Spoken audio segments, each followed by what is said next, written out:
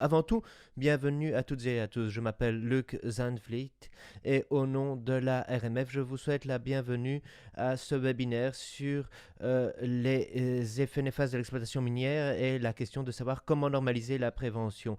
Je suis très heureux de savoir que vous soyez tellement à être là. Nous avions quelques 370 inscrits, comme vous le savez très certainement. Ce webinaire suit la publication de la publication sur les effets néfastes de l'exploitation minière par la Responsible Mining Foundation. Si vous le cherchez, sachez que vous pouvez le télécharger sur le site web de la Fondation. Aujourd'hui, nous avons un très beau panel avec nous et nous allons donc parler des effets néfastes de l'exploitation minière et nous allons essayer de voir ce qu'on peut y faire. On va entendre la perspective des syndicats, de la société civile, de l'industrie, des différents acteurs et aussi des entreprises, comme je l'ai dit, et donc j'espère que cet échange sera des plus fructueux. Alors, pour jeter un pavé dans la mare, je tiens à rappeler qu'aujourd'hui on va parler des effets néfastes de l'exploitation minière. Alors bien entendu, un tel titre est accrocheur. Et ce matin, j'ai reçu des messages d'amis qui ont dit, vous savez, ce n'est pas un bon titre, on ne peut pas avoir des connotations si négatives, on ne voit pas les choses par le bon prisme. Mais d'un autre côté, on parle toujours d'impact. On parle d'impacts sociaux, d'évaluation d'impact, évaluation sur les droits, évaluation environnementale, sanitaire. Et donc, aujourd'hui, on ne peut démarrer une exploitation minière sans évaluer les impacts et l'atténuation des impacts. Et si au Canada, eh bien, on parle justement des communautés locales, il est important d'analyser les impacts sur ces communautés et de voir quelles sont les bonnes pratiques. Et donc, il est très intéressant de voir que l'on accepte cette notion d'impact, que l'on reconnaît et que les exploitations minières ont des impacts. Et partant, lorsque ces impacts deviennent nuisibles, eh bien, il est important d'avoir un espace et c'est pourquoi nous organisons cet espace aujourd'hui. Voilà, comme ça vous avez le cadre de cet échange. Lors de la préparation de cette session, il y a quelque chose qui a été très intéressant et je me suis concentré sur les origines et les organisations de tous les panélistes et je me suis rendu compte qu'en fin de compte, toutes ces organisations utilisaient les mêmes mots, s'assurer du fait qu'on a une industrie minière responsable, durable, qui assure la santé des écosystèmes, des individus, des sociétés, que les droits sociaux, humains sont respectés. Et donc, en public, nous partageons, et tous ces acteurs partagent bon nombre de messages. Et donc, on peut dire qu'il y a un terrain d'entente.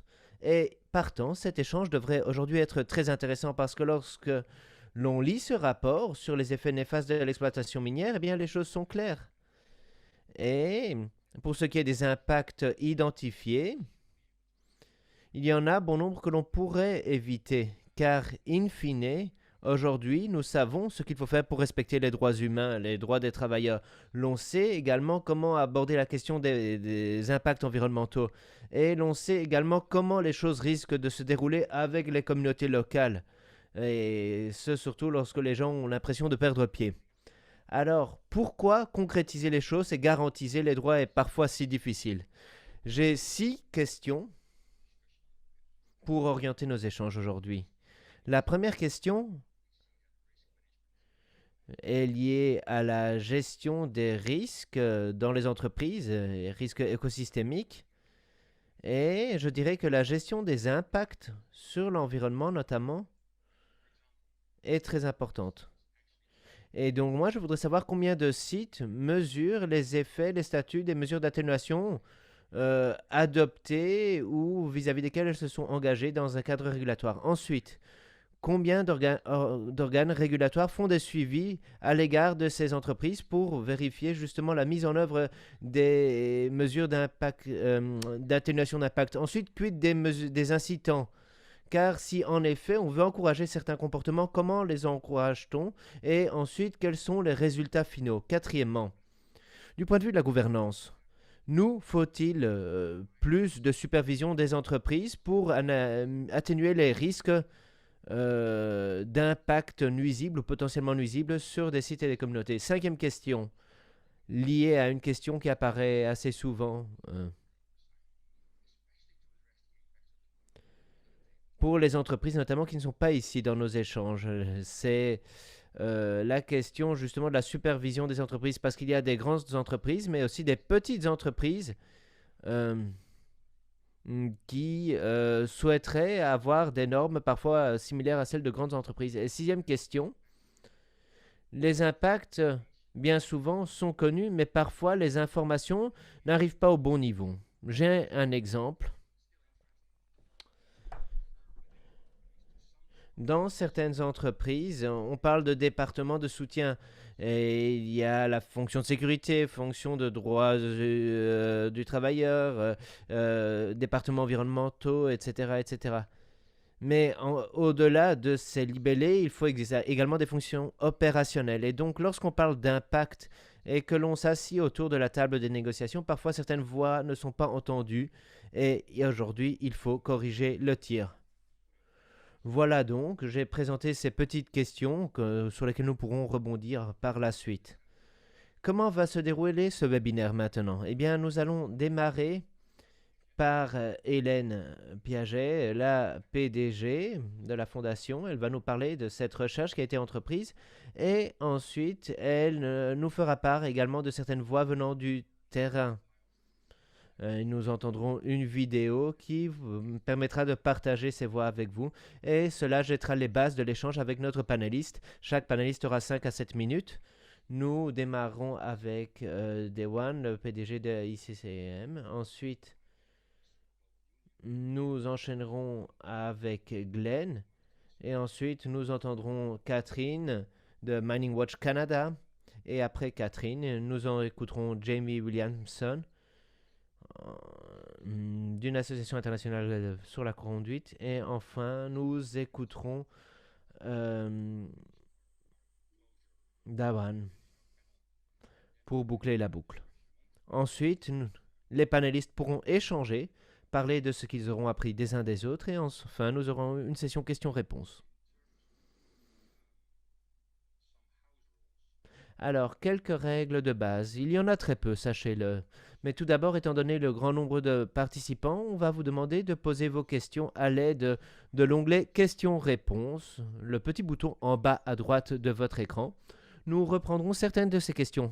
Alors, s'il vous plaît, assurez-vous de souligner à qui cette question est adressée. Un panéliste ou tous les panélistes. Ensuite, sachez que cette session est enregistrée en français, en anglais et en espagnol. Et j'espère que vous aurez compris qu'il y a des services d'interprétation aujourd'hui. Et cela permettra également de communiquer donc avec les collègues en aval de cette réunion, puisque des liens vers les enregistrements seront partagés après. Voilà, sur ce, je vais maintenant demander à Hélène de présenter la suite de nos échanges. Comme je l'ai dit, Hélène Piaget est la PDG de la Responsible Mining Foundation. Et Hélène, ma question pour vous est la suivante. Pourquoi la RMF a-t-elle décidé d'étudier les effets néfastes? Et lorsque vous avez consulté les conclusions de ce rapport, lesquelles vous ont le plus marqué à vous? Merci beaucoup, Luc. Bonjour à toutes et tous. Cette étude emboîte le pas à nos études de 2018 et 2020 dans le cadre des index de la RMF. Et il est évident qu'aujourd'hui, cette question demeure un défi pour la société, un défi que nous devons surmonter. Nous nous sommes rendus compte que des questions plus petites n'avaient pas suffisamment été abordées et il était partant important justement de mettre le feu des projecteurs sur ces questions. Le rapport de durabilité se concentre sur la durabilité des entreprises en vue d'avoir des contributions positives et de gérer comme il faut les risques. Mais le fait est qu'aujourd'hui, on en est au stade d'euphémisme lorsqu'on voit les conséquences de l'activité minière. Les rapports d'index encouragent l'amélioration continue dans la reddition des comptes et l'adoption des bonnes pratiques partagées par les bonnes entreprises.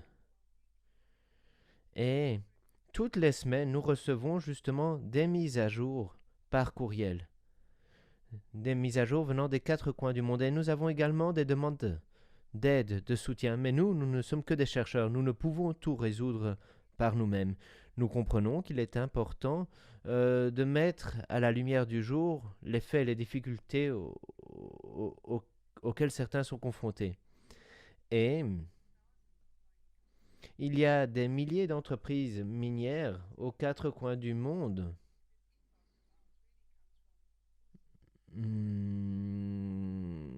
qui sont actives. Et sachez que justement, tout ce qui nous parvient dans notre boîte de réception concerne des entreprises des 4 coins du monde. Ici, ce que ce rapport indique que même les plus grandes entreprises et les meilleures entreprises, même, eh bien, ne représentent qu'une partie infime de toutes les exploitations aux 4 coins du monde. Par ailleurs,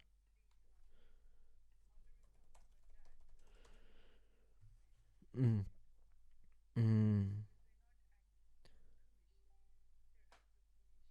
il y a beaucoup d'omissions et il y a des choses qui se produisent qui ne devraient pas se produire. Alors, qu'est-ce que je retiens de ce rapport? Eh bien, je dirais, avant tout, qu'il est que les impacts nuisibles doivent être normalisés et les approches doivent être normalisées. Mm. Et il est important d'agir pas qu'avec les entreprises qui ont de grandes ressources.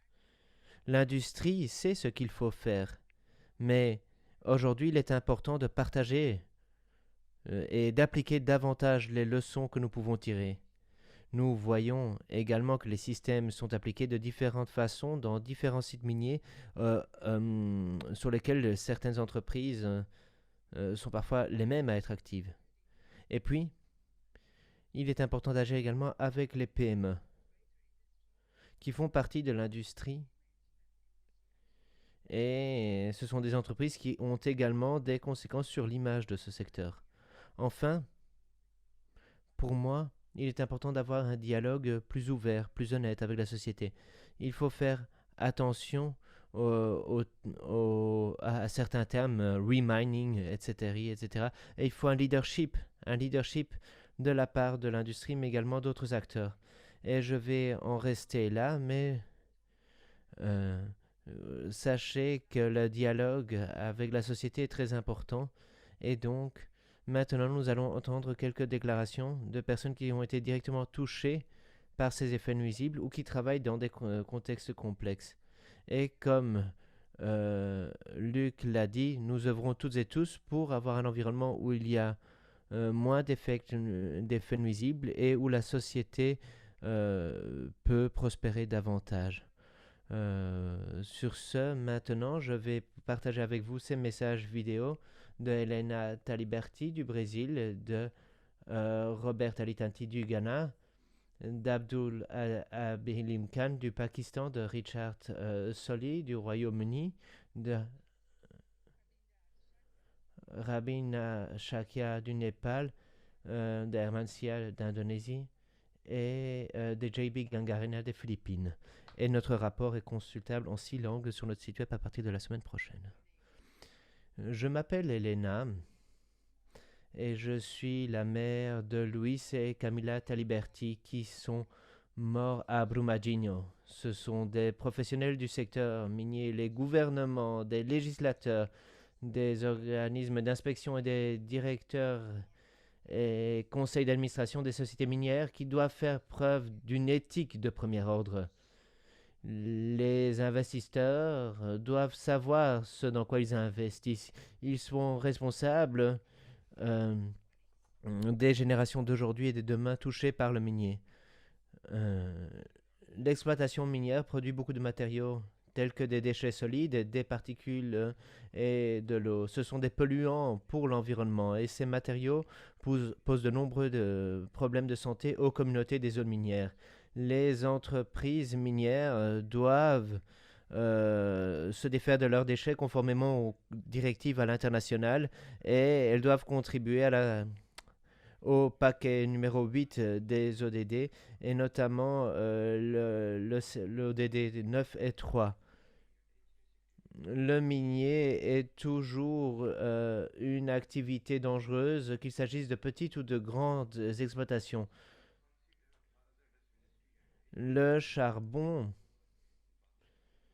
est considéré comme une industrie dangereuse au Pakistan et dans le monde entier et est associé à des dangers tels que des gaz toxiques, des explosions, des incendies et d'autres incidents.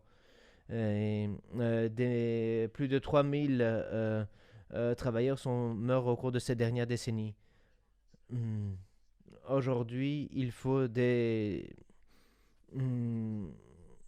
des mesures de gestion bien plus strictes et il est essentiel de développer une économie mondiale qui minimise euh, l'usage d'énergie et de matériel en améliorant l'efficacité énergétique, en ayant une conception produit améliorée et en améliorant la réutilisation des produits et en recyclant les minerais.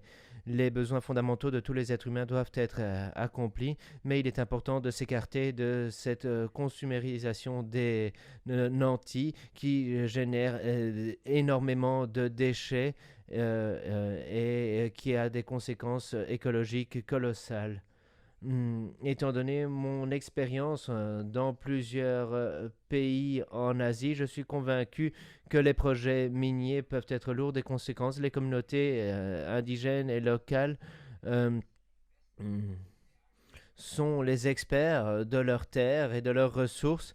Et donc, il est important d'avoir une consultation libre et éclairée de ces acteurs lors des premières étapes de la mise en œuvre de projets. La société dans son ensemble a oublié que les minéraux sont une grande richesse partagée en héritage. L'extraction et la vente de cette richesse l'industrie minière capture une grande partie de cette richesse au détriment de la société et l'industrie minière peut gérer les conséquences par la suite. Comment prévenir les dommages causés par l'exploitation minière? Nous devons changer la façon dont nous pensons aux minéraux et partant, il faut beaucoup plus d'analysation sur le processus d'exploitation minière et puis aussi des sanctions bien plus importantes pour s'assurer que si une partie des richesses est volée, eh bien qu'il y a bien plus de moyens de dissuasion. Les hmm, accidents sont monnaie courante pour les travailleurs, les inondations, les écroulements de terre, etc. Plusieurs de nos travailleurs euh, ont grandement souffert et donc à l'avenir, il faudra renforcer les syndicats dans ces entreprises et les travailleurs doivent avoir des droits fondamentaux, le droit de savoir et d'avoir des informations, le droit de refuser des conditions de travail non sûres et enfin, il faut un droit de participation. L'industrie minière devient dangereuse lorsque les entreprises n'arrivent pas à obtenir le consentement et l'acceptation sociale de la part des communautés touchées. Le minier applique la politique de l'autruche lorsqu'on parle des coûts réels du minier, les coûts culturels, environnementaux, sanitaires, sociétaux, surtout pour les communautés indigènes. Dans la plupart des circonstances, lorsque les mines deviennent nuisibles, nous avons constaté que les entreprises minières ont soit violé le droit environnemental ou n'ont pas respecté leurs obligations contractuelles.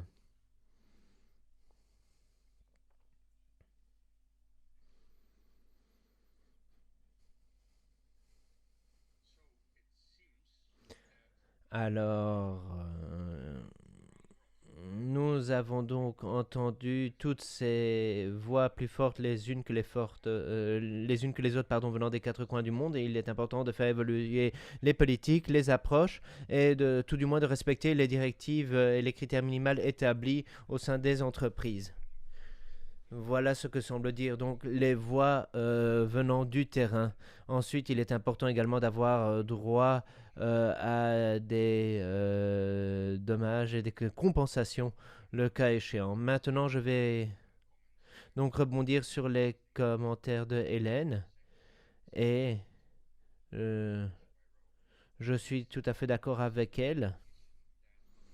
Nous reconnaissons qu'avec toutes les entreprises qui opèrent dans cet espace, eh bien, il y a des bonnes pratiques, diverses et variées.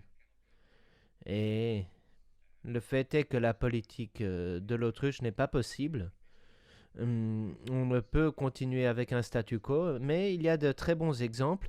Et Hélène, comment peut-on tirer des leçons et comment peut-on partager les bonnes pratiques au sein de l'organisation, mais également avec tout le secteur?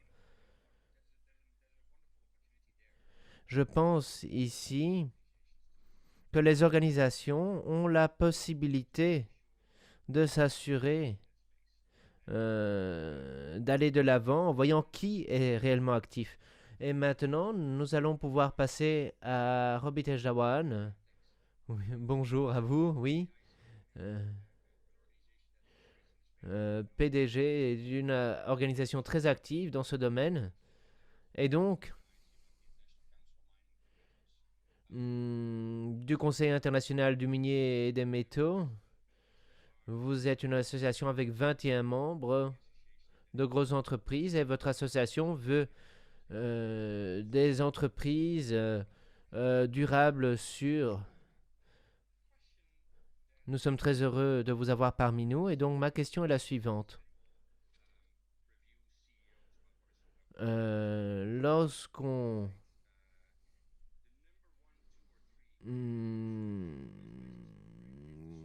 consulte la presse, on voit que ce sont toujours les mêmes défis qui reviennent. Les défis ne sont pas liés aux prochaines ressources, non. On voit en effet que les PDG estiment que les risques environnementaux et sociaux sont une priorité clé. Mais pour vous, en tant que représentant du minier, qu'est-ce qui fait qu'il est si difficile pour les entreprises d'être plus efficaces dans la lutte contre ces impacts, surtout lorsqu'on sait qu'on peut éviter bon partie de ces impacts? Alors Luc, merci beaucoup de me donner la possibilité donc de faire quelques commentaires ici, mais je suis plus heureux encore d'avoir la possibilité d'écouter aujourd'hui. Je le dis du fond du cœur, parce que l'on peut, oui, parler du titre de ce webinaire, effet néfaste de l'exploitation minière. Est-ce que c'est opportun, oui ou non? Mais quoi qu'il en soit, il est opportun de s'écouter, de vous écouter et de voir ce que l'on peut faire pendant les heures à venir pour qu'on ait un terrain d'entente et pour que l'on puisse comprendre comment éviter les effets néfastes de l'exploitation minière à l'avenir. Alors moi, il y a 3 choses que je retiens de ce rapport avant tout. Des choses dont je suis intimement convaincu, des choses sur lesquelles je travaille au jour le jour au sein de notre organisation. Tout d'abord, le risque est inhérent, mais les effets néfastes ne le sont pas.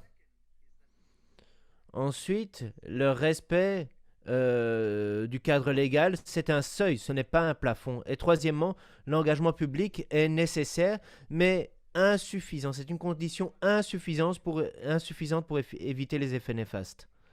Maintenant, rentrons dans les détails. Tout d'abord, tant que l'on continue à creuser des carrières, des puits, à descendre à des kilomètres sous terre, et tant que nous avons des frères, des sœurs, des cousins qui travaillent dans de tels environnements, il y aura des risques. Mais cela ne veut pas dire pour autant qu'il doit y avoir des effets néfastes. Et on peut prendre note justement du progrès accompli par cette industrie en vue d'éviter les effets néfastes. La sécurité a été améliorée au cours de ces 9 dernières années avec nos rapports en termes de sécurité et l'on voit que dans les 28 entreprises membres de notre organisation, eh bien, les chiffres ont grandement diminué et sur nos 28 entreprises, 44 personnes sont mortes. En 2012, il y avait plus de 1000 personnes qui avaient perdu la vie. Autrement dit, il y a eu une diminution drastique. Mais est-ce que nous sommes prêts, toutes et tous, en effet, à faire feu de tout bois pour arriver à 0 mort? Parce que oui, il y aura toujours des risques tant qu'on travaillera dans des environnements où il y a de l'équipement lourd, certes, mais Réfléchissons néanmoins aux progrès accomplis.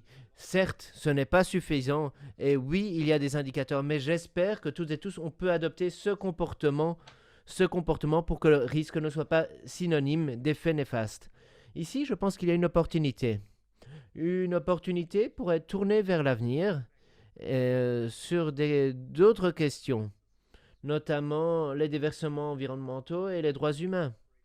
Avec les opérations minières, oui, il y a des risques de violation des droits humains, oui, il y a des risques environnementaux, mais faisons tout pour que quand bien même il y ait des risques, eh bien, les effets néfastes ne soient pas de facto une réalité.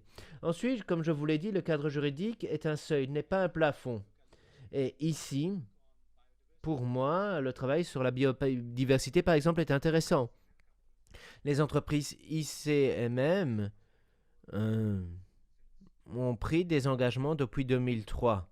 Ce sont des engagements de la part des entreprises, pas des engagements qui découlent de contraintes au niveau des cadres législatifs nationaux. Et moi, je dirais qu'il faut de telles idées pour aller plus loin des obligations légales. Pour moi, c'est ce qu'il faut faire, notamment dans le domaine de la lutte contre la corruption. Alors, tout le monde s'accorde à dire que oui, respecter les lois contre la corruption est une condition sine qua non.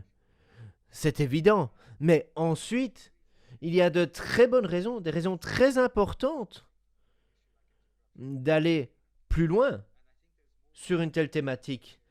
Et je pense justement qu'on peut faire plus sur ce point, sur d'autres. Et donc, je le répète, deuxième chose très importante, le cadre législatif est un seuil, n'est pas un plafond. Enfin, la supervision du public est importante, mais pas suffisante. Et ici, je pense que cela peut grandement alimenter notre réflexion. Les harcèlements sexuels, la sécurité au travail sont des éléments importants et au cours de ces dernières années, eh bien, l'industrie et plusieurs parties se sont concentrées sur des accidents d'harcèlement sexuel, etc., etc. Des engagements publics ont été pris par le secteur et par d'autres pour s'en débarrasser complètement des lieux de travail. Et je crois que cela nous permet d'aller dans la bonne direction. En effet, lorsque l'on prend un engagement public, on concentre énormément de temps et d'énergie pour y parvenir. Mais ce n'est pas suffisant car, comme nous l'avons vu et comme le rapport l'a montré, il y a des incidents, même après ce genre d'engagement public. Donc nous pouvons en tirer des enseignements. Cela indique également qu'il y a également possibilité de répliquer cette réflexion dans d'autres domaines. Ce rapport aborde l'importance d'une concentration croissante sur les effets nocifs croissants, progressifs, les dommages qui s'accumulent petit à petit. Par exemple, les particules, les émissions de particules avec les véhicules utilisés dans l'exploitation minière et leurs effets qui s'accumulent donc. Nous travaillons dans ce domaine depuis des années, il faut en faire davantage. Lorsque l'on prend un engagement public, nous sommes galvanisés pour nous concentrer nos efforts, mais ce n'est qu'un début. Nous pourrons atteindre nos objectifs que grâce à une action soutenue dans le temps. Luc, je m'arrête ici et encore une fois, vous remercie de m'avoir permis de partager avec vous mon point de vue sur ces trois éléments et je suis aussi très heureux de pouvoir entendre les points de vue des autres intervenants aujourd'hui. Merci beaucoup. C'était une intervention très intéressante et je vous ai entendu dire deux éléments très intéressants. Tout d'abord, l'engagement public, c'est nécessaire, mais ce n'est pas suffisant. Et il est bon de revenir sur l'indice d'exploitation minière responsable, le RMI, et le rapport qui a été publié. L'engagement doit déboucher sur des actions et les actions doivent déboucher sur de l'efficacité. Donc l'engagement, bien entendu, c'est la première étape. Et vous avez également souligné qu'il était plus facile de se concentrer sur les événements qui sont très visibles, mais qu'il y a d'autres effets nocifs qui sont bien plus imperceptibles et qui passent inaperçus. Or, ils peuvent causer de grands dégâts. Merci beaucoup. Cela plante bien le décor pour le prochain intervenant. Et bien entendu, si vous avez des questions, n'hésitez pas à nous en faire part. Merci beaucoup. Glenn, est-ce que vous pourriez maintenant vous présenter à l'écran? Bonjour Glenn.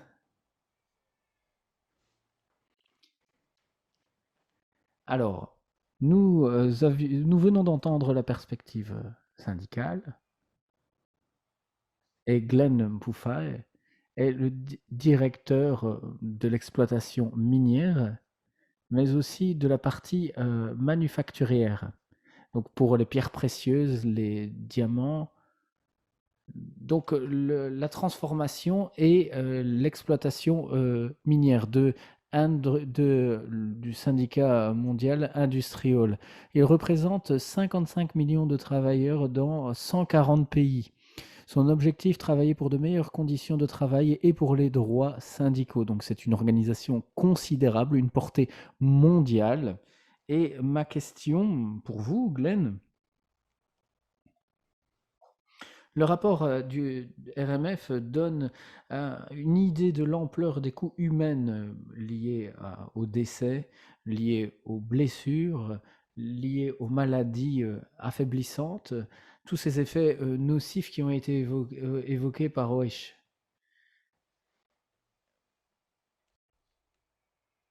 Alors, pourquoi y a-t-il toujours tant d'effets sur la sécurité au travail et les maladies du travail? Merci beaucoup pour l'invitation, pour la question. Merci au RMF de m'avoir invité. Alors, je vais directement entrer dans le vif du sujet et parler de cette question qui est essentielle. Alors, nous sommes tout à fait d'accord. Brumadinho était une catastrophe. Alors, nous l'avons entendu dans la vidéo. Au Kazakhstan, il y a eu le dernier accident en date dans le secteur minier. Les accidents, tous, frappent tous les pays. Il y a bien entendu les maladies du travail qui passent bien plus souvent inaperçues. Selon le benchmark de l'ICMC réalisé en 2020, les entreprises membres ont signalé 44 décès liés au travail. Et en 2019, il y en a eu énormément également, 50 en 2018. En 2018, la moitié des entreprises ont indiqué qu'il y avait eu 0 décès. C'est vrai, mais ce n'est pas pour autant que le chiffre précédent est acceptable. Pourquoi les travailleurs du secteur minier sont touchés? Parce que de nombreuses entreprises refusent ou rechignent à nouer le dialogue avec les syndicats, à travailler de manière constructive avec les syndicats dans l'esprit du dialogue de l'OIT. Alors, je voudrais évoquer la convention de l'OIT. C'est important pour les travailleurs et pour les syndicats. Ce n'est peut-être pas le cas pour le secteur minier. Le dialogue social de l'OIT a permis de déboucher sur les conventions sur la santé et la sécurité dans les mines de l'OIT. Et il y a aussi des recommandations, la recommandation 183 qui est sortie à ces conventions. Ce sont des orientations importantes pour parvenir à l'objectif zéro effet délétère. Cependant, à l'époque, lorsque nous avons souligné l'importance de ces protocoles d'orientation, les entreprises minières, ou certaines d'entre eux, nous ont expliqué aux syndicats que les conventions de l'OIT ne s'adressaient pas à eux, mais au gouvernement. Par défaut, les entreprises minières s'y conformeront lorsqu'elles seront ratifiées. Alors nous savons que toutes les juridictions n'ont pas ratifié la convention, et tout ce que nous demandons aux entreprises minières, c'est de travailler avec les syndicats pour que ces conventions soient ratifiées. En effet, c'est très important pour enrayer le carnage que nous voyons à l'œuvre dans le secteur minier. En outre, nous croyons que pour les entreprises minières, nous croyons que ce n'est pas la meilleure des pratiques de ne pas mettre en place les meilleures pratiques si la législation n'est pas aussi forte que la convention de l'OIT. Les bonnes pratiques, c'est se conformer à la plus grande protection en matière de santé et d'autres au niveau de tous les instruments applicables. Si la conformité avec un instrument implique un non-respect de la loi applicable, il faut alors respecter l'esprit et non plus la lettre de la pratique acceptable. Donc ça, c'est un élément très important à prendre en considération. Parfois, on a l'impression que le secteur minier est un peu ignorante, tout particulièrement de la dimension dialogue social.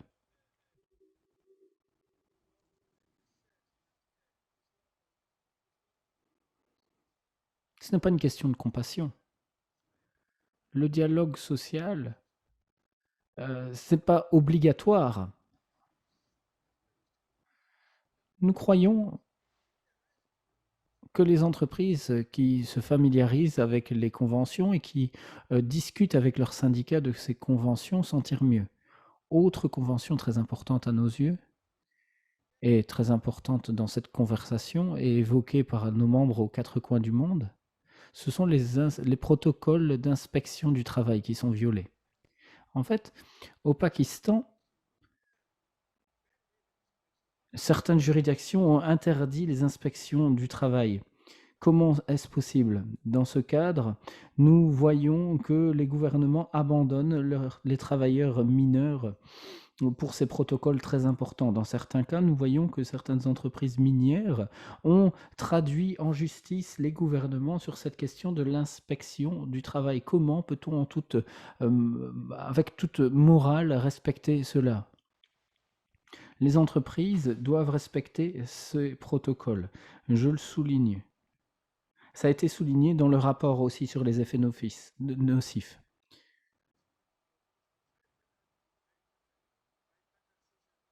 Le dialogue social tripartite et bipartite est repris dans ces protocoles. C'est essentiel. Et c'est important pour l'atténuation des problèmes liés à la santé et à la sécurité. Sans confiance, on ne peut avancer.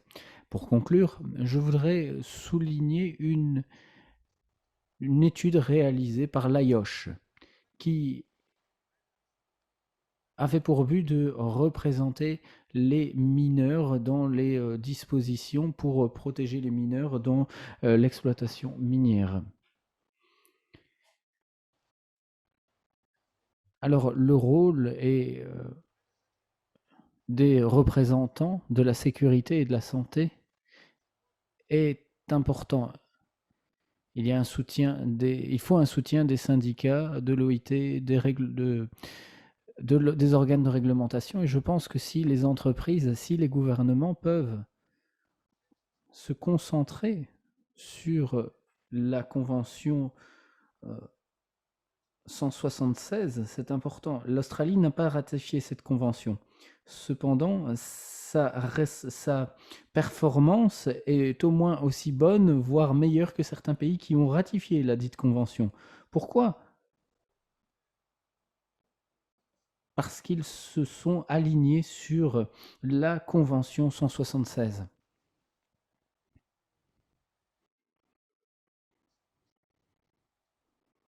Je crois que cette contribution peut susciter le débat et de questions. Voilà, merci beaucoup. Merci beaucoup à vous, Glenn. Cela donne matière à réflexion, en effet. Vous avez évoqué plusieurs éléments très importants et tout est lié, en effet.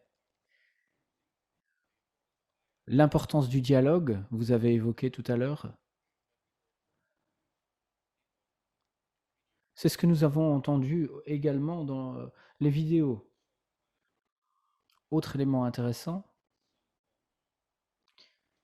vous avez indiqué que certaines entreprises, c'est ce que vous avez vécu dans certains cas, certaines entreprises se cachent derrière la législation nationale. Cela revient à un point qui a été évoqué tout à l'heure. Les exigences juridiques, c'est la base. Il ne faut pas s'y arrêter. Vous avez mentionné les principes directeurs des Nations Unies. C'est une base très claire. Si un gouvernement ne souscrit pas à cela, si un gouvernement applique une réglementation inférieure aux bonnes pratiques internationales, les entreprises peuvent aller plus loin, bien entendu. Et Hélène, tout à l'heure, parlait du type d'entreprise que l'on veut être et du rôle moteur que l'on peut jouer, pour mettre en place euh, un régime de garantie qui respecte l'esprit et non la lettre. C'est vrai que certains gouvernements disent qu'il y a des règles, c'est très bien. Les entreprises doivent s'y conformer, se conformer à la lettre, mais bien entendu, il faut également respecter l'esprit des régimes réglementaires mis en place. Donc, ça donne matière à réflexion. Merci beaucoup. Nous y reviendrons par la suite. Merci à vous, Glenn. À présent, si vous le voulez bien, oui, passons à Catherine Koumans, qui est la coordinatrice recherche de Mining Watch Canada. Et nombre d'entre nous connaissent cette organisation de la société civile qui suit de manière critique le secteur de l'extraction minière en vue de changer les pratiques et les politiques pour que les communautés minières bénéficient de droits et d'aides, de soutien. Alors Catherine, vous êtes très connue dans le secteur minier, dans la société civile. Vous avez réalisé énormément de recherches. Vous avez également rédigé de nombreux rapports sur plusieurs entreprises, sur plusieurs régions, sur plusieurs questions liées aux violations des droits de la personne, sur la possibilité d'éviter les effets nocifs. Que faut-il faire pour améliorer la prévention d'après vous? Eh bien, merci Luc. Tout d'abord, je voudrais saluer la Responsible Mining Foundation pour son travail de documentation et de rapport sur les effets nocifs de l'exploitation minière. Comme nous le savons, les tensions s'intensifient partout dans le monde. Il est important, pour citer le rapport, de reconnaître les dommages générés par l'exploitation minière et de sensibiliser aux besoins urgents pour les entreprises minières et les organes de réglementation en vue d'agir plus fortement pour éviter les impacts négatifs et pour soutenir de manière plus active les chaînes d'approvisionnement durables de minerais. Cependant, vous vous en souviendrez peut-être, il y a exactement 20 ans,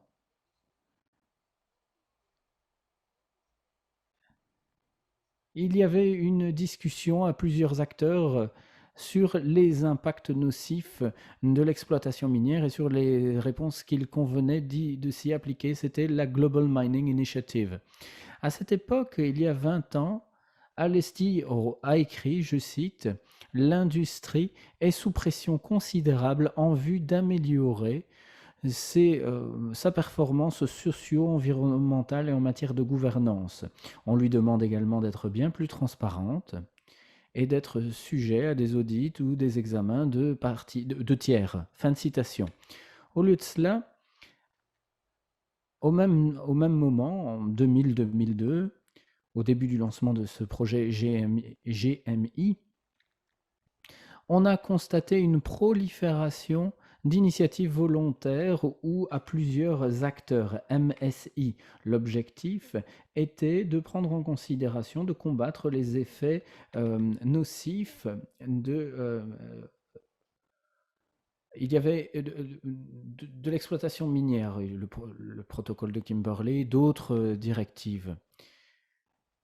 MSI Integrity a conclu que les MSI n'étaient pas conçus ni équipés pour être des outils efficaces pour protéger les droits de la personne et protéger également les personnes des violations des droits de la personne, veiller à ce qu'il y ait une redevabilité et fournir également aux victimes et aux survivants un accès au recours. Ayant participé à certaines de ces initiatives, je peux vous dire que qu'une des raisons pour laquelle les ambitions ne sont pas atteintes, c'est parce que les participants de l'industrie et des gouvernements jouent un rôle dans le maintien de dispositions faibles en matière de redevabilité, dans les structures de gouvernance, dans les procédures d'évaluation de la conformité et dans la transparence aussi. Nous avons également vu que certains tentaient de saper des efforts de redevabilité en matière de droit de la personne. Le gouvernement du Canada avait créé un médiateur. Son objectif était de faire enquête, d'entendre des témoignages. Ces compétences, au final, n'ont pas été octroyées après un effort de pression considérable mené par l'Association minière du Canada. Il y a cependant une meilleure possibilité pour lutter contre les effets générés par l'exploitation minière et pour fournir un recours aux personnes qui ont été victimes de dommages. Je vais vous présenter deux cas dans lesquels j'ai été impliqué pour illustrer mon propos. Alors, tout d'abord, le Corporate Joint Venture Mine en Papouasie-Nouvelle-Guinée et l'autre en Tanzanie. Deux sites miniers donc. On y retrouve des indications très fortes, très claires, sur plusieurs années, indiquant que la police et la sécurité privée qui protégeaient ces sites dans le cadre de protocoles d'entente s'étaient livrés à des violations des droits de l'homme, y compris des passages à tabac, des viols collectifs, des assassinats et aussi des tirs à l'arme sur les hommes, les femmes et les enfants des communautés locales. L'entreprise, dans le premier cas, a été mise au courant des violations dès 2005. En 2008,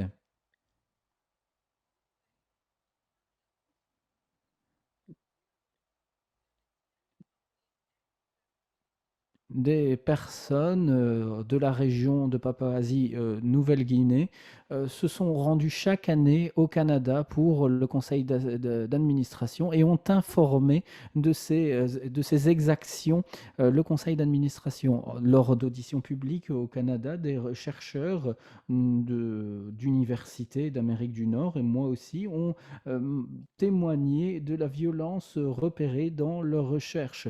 La presse canadienne s'est emparée de cette question, mais il a fallu attendre fin 2010 pour que l'entreprise en question a reconnu certaines des violences réalisées dans ce site minier. Dans le cas de la Tanzanie, l'entreprise n'a réagi qu'après un litige au Royaume-Uni, intenté plutôt au Royaume-Uni pour les victimes en 2013. Il faut soutenir les victimes en mettant en place des mécanismes de doléances. Plutôt, cette fois-là, ça a été utilisé pour miner les systèmes juridiques ou pour lutter contre les risques, pour atténuer les risques juridiques. Le personnel minier en Papouasie-Nouvelle-Guinée a proposé une compensation si les victimes décidaient de retirer leurs actions juridiques et signer des clauses de non-responsabilité et de retrait d'actions en justice. Ils se sont concentrés sur les victimes des agressions sexuelles par les acteurs de la sécurité privée. Dans les deux mines, nous avons constaté également énormément de violations des droits de l'homme et il n'y a pas eu de recours. Sachez que l'entreprise canadienne est membre des principes volontaires sur la sécurité et les droits de la personne.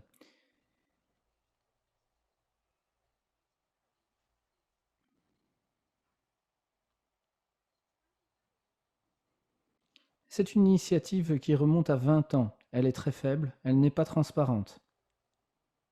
Entre autres, manque d'audit indépendant pour veiller à ce que les membres respectent les orientations. Les tiers, comme les détenteurs de droits, ne peuvent pas déposer de plainte. Pas de rapport public sur les plaintes qui sont déposées, qui sont traitées. Autre résultat aurait été possible pour les victimes des violations des droits de l'homme dans les deux sites miniers de Papouasie-Nouvelle-Guinée ou de Tanzanie. Si une législation de diligence requise avait été en vigueur au Canada. Mining Watch Canada et d'autres membres du réseau de redevabilité minière proposent des législations imposant un devoir d'évaluation et de prévention aux entreprises dès les premiers impacts aux droits de la personne et de l'environnement. La législation reprend des conséquences véritables pour les entreprises qui ne réalisent pas de diligence requise et ne rapportent pas les informations en la matière et ne mettent pas en place des possibilités de recours pour les victimes. Il est temps de véritablement changer la donne. Nous exhortons les entreprises du secteur minier et les associations, l'ICMM et l'Association minière du Canada, de démontrer qu'elles souhaitent véritablement éviter et remédier aux effets nocifs de l'exploitation minière tels qu'identifiés dans le rapport du RMF en mettant en place, en appliquant au Canada et dans les autres pays où il manque des législations en matière de sécurité et de santé dans les mines. Merci. Merci beaucoup, Catherine.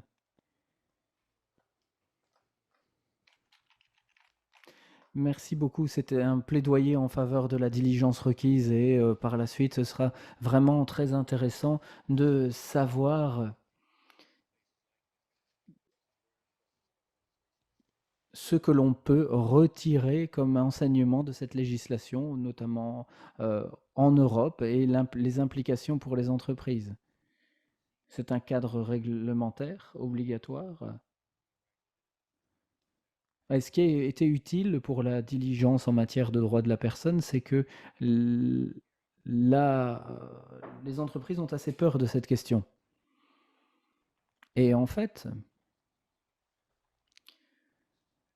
on donne la priorité aux risques les plus graves. Il faut donner la priorité, bien entendu, c'est une évidence, au domaine où l'on peut avoir le plus d'impact. Et pour une entreprise, c'est une proposition bien plus attrayante au lieu de réaliser un audit où l'on va passer en revue les différentes normes qui sont appliquées. Alors nous vous entendrons peut-être plus tard pour savoir comment tirer des enseignements des endroits où cette législation est déjà en place. Voilà, merci beaucoup en tout cas. Ensuite, nous allons passer à Jamie. Et Jamie, est-ce que vous êtes là? Oui, je vous vois. Alors, Jamie, qui êtes-vous? Vous êtes le PDG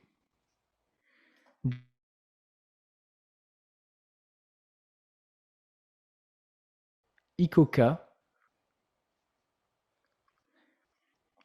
C'est une initiative à plusieurs acteurs qui a été créée en 2013 et qui cherche à veiller à ce que les prestataires de sécurité privée respectent les droits de la personne et le droit humanitaire international. C'est une très bonne combinaison d'après moi. Jamie, c'est un vrai plaisir de vous avoir à nos côtés. En effet, comme vous le savez, dans le secteur de l'exploitation minière, il y a des inquiétudes sur les violations des droits de la personne et le rôle que les fournisseurs de sécurité privée ou publique jouent inquiète.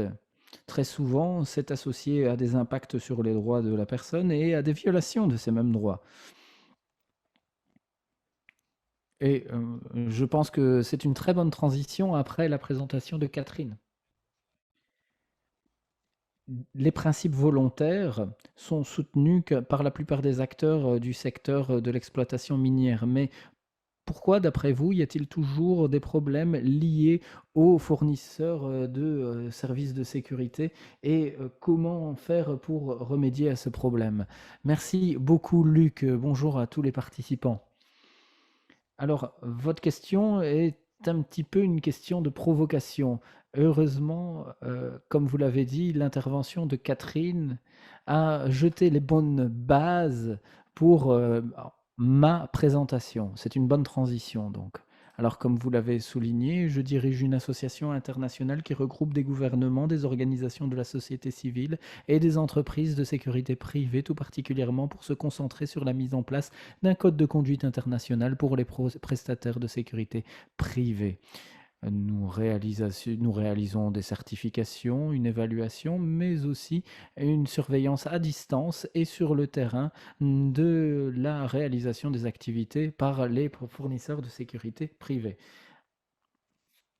Alors pour rebondir sur certains des commentaires de Catherine, en dépit de l'existence de certains principes volontaires et d'associations qui se concentrent tout particulièrement sur le secteur de l'exploitation minière, il y a toujours des interrogations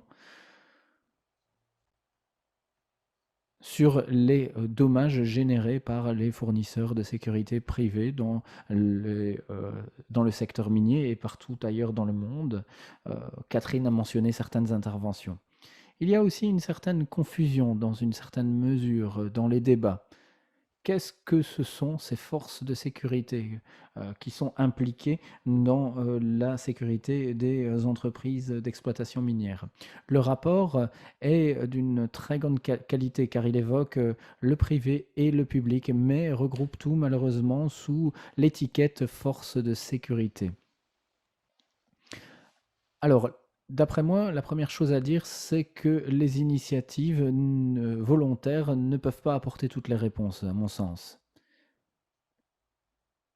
Et ce n'est pas pour sous-estimer l'importance de ces mécanismes pour que les principes des droits de la personne soient mis en avant, pour euh, évoquer le rôle des fournisseurs privés de sécurité, des forces publiques et leurs relations avec les entreprises et l'évaluation des risques aussi. Comme Catherine l'a souligné, l'initiative de principes volontaires se concentre sur des orientations, des directives à donner aux entreprises. Et par entreprise, on parle des entreprises qui ont souscrit à ces principes, et principalement dans le secteur de l'extraction.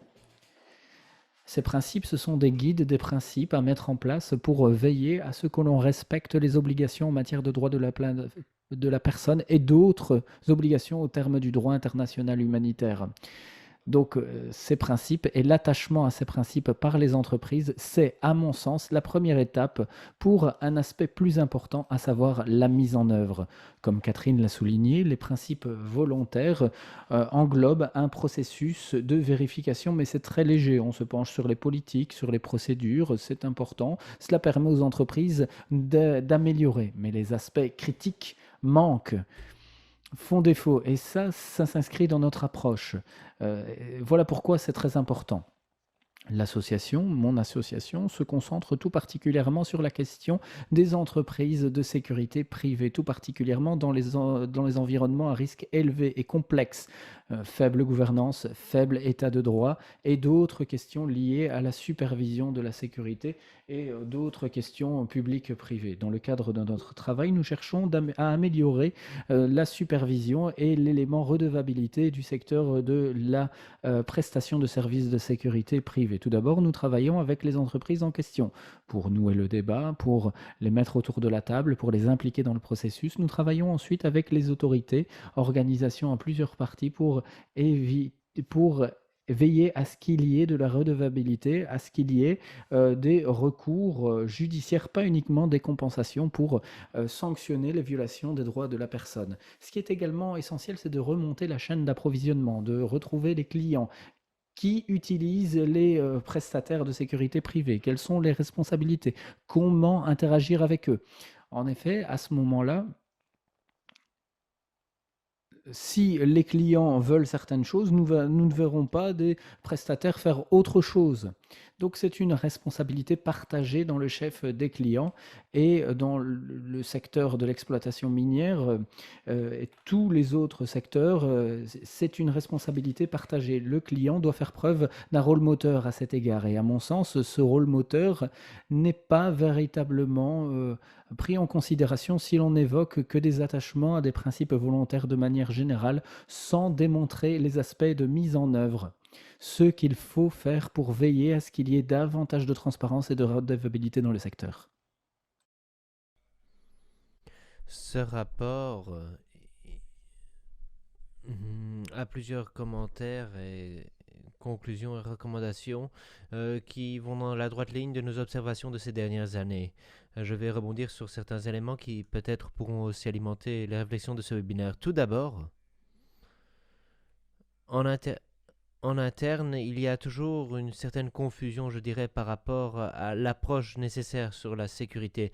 D'une part, beaucoup parlent de responsabilité sociale d'entreprise et pensent que c'est lié à la sécurité. Et quand on parle de RSE ou de GSP, il est important de réfléchir aux questions des droits humains et le fait est que peu de gens qui travaillent dans le domaine de la RSE connaissent les droits humains et les directives en la matière. Ensuite, les gestionnaires, au régional, au national ou autres, euh, ne connaissent pas forcément toujours les questions techniques liées à la sécurité. Et parfois, cela engendre un fossé également avec les questions liées aux droits humains. Et dans le secteur de l'extraction, on voit en effet que la RSE et le technique sont silotés au même titre que la question des droits humains. Ensuite, il y a la question du leadership et ici, on entend qu'il y a une recommandation relative au leadership qui doit être courageux et les principes directeurs des Nations Unies, les normes, etc. doivent être respectés. Mais il est important de reconnaître que ce ne sont pas que des questions techniques ou des questions relatives à la RSE. Ce sont des questions des plus complexes, mais qui, in fine, peuvent être très simples si elles sont démontées en plusieurs éléments plus petits, abordables. Autre observation. Par rapport à la sécurité en interne dans l'industrie minière, très souvent, nous sommes en contact avec des clients qui disent qu'ils n'utilisent pas la sécurité privée. Et pour eux, le fait de ne pas utiliser cette sécurité au privé, eh bien, cela fait qu'il n'y a pas de outsourcing.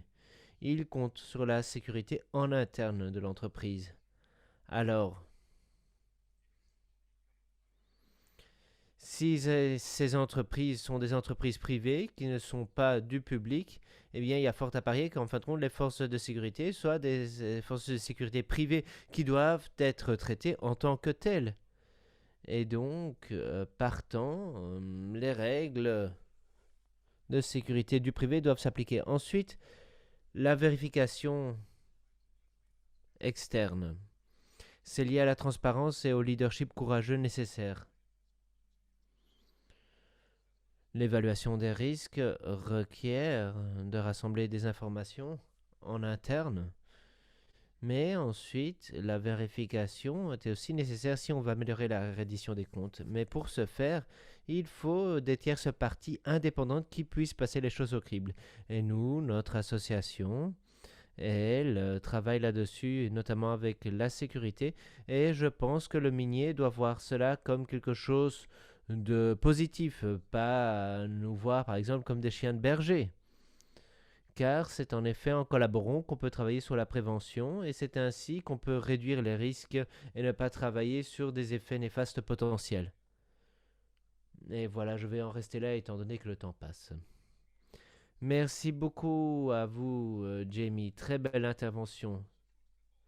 Avec beaucoup de pistes de réflexion et j'ai beaucoup apprécié ce que vous avez dit aussi sur la prévention et je voudrais jeter un pont entre ce que vous venez de dire et ce fossé entre la RSE et ensuite le technique dans certaines organisations.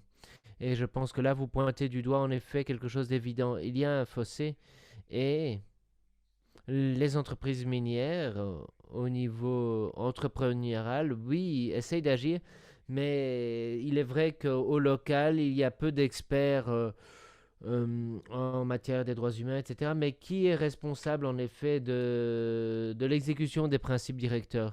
Et cela crée un pont également avec ce que Catherine a dit. Il faut en effet plus de due diligence et de transversalité lorsqu'on parle des droits humains.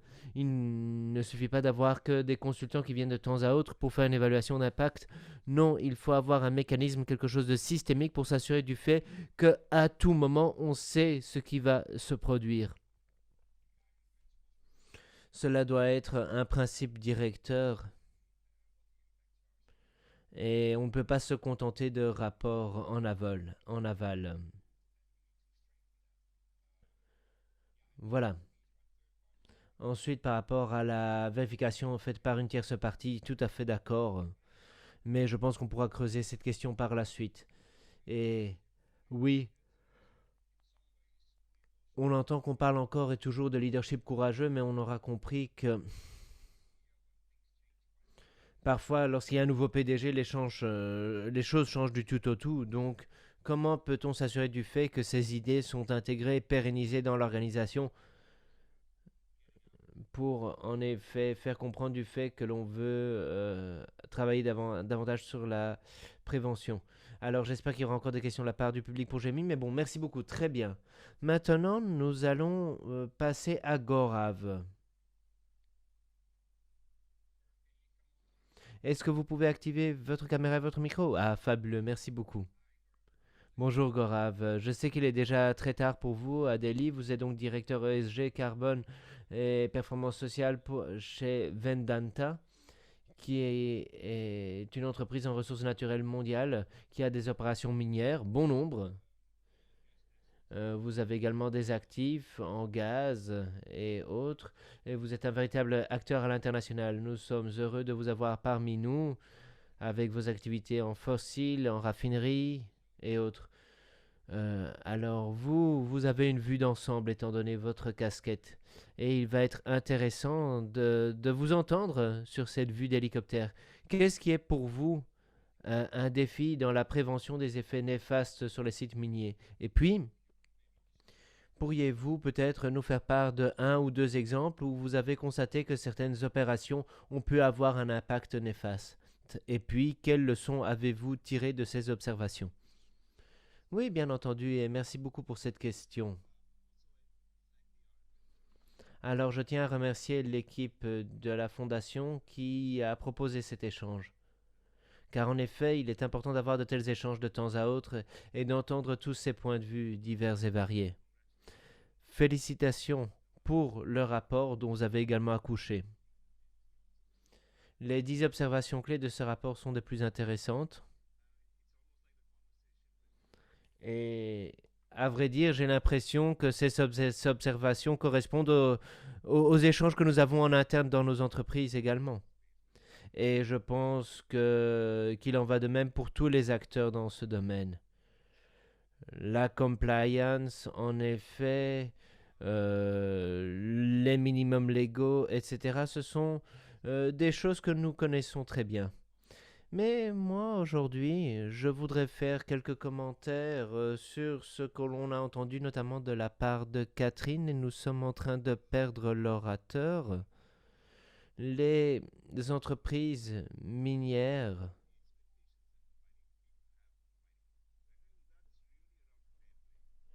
hmm, pour elles, le fair play est très important.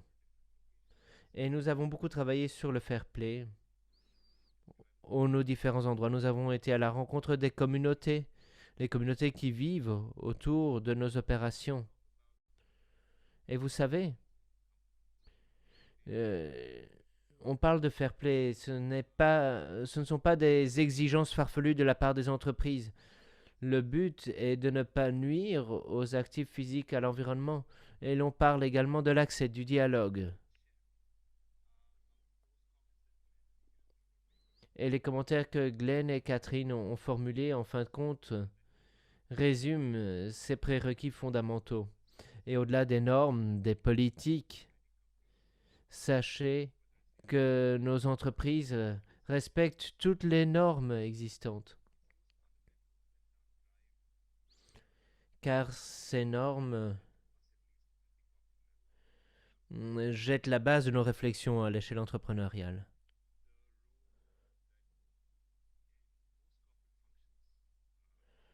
La plupart de nos fonctions dans l'entreprise visent à s'assurer du fait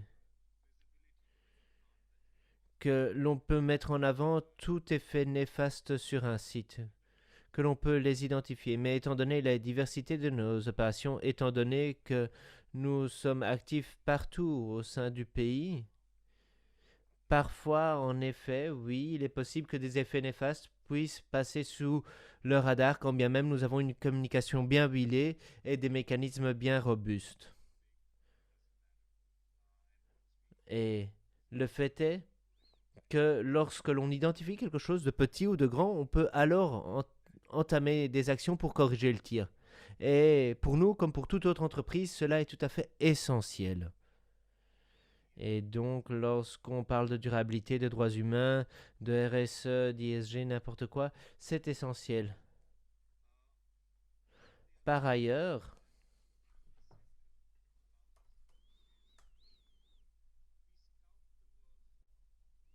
la centralisation nous permet également d'aller à la recherche des bonnes pratiques, des meilleures normes.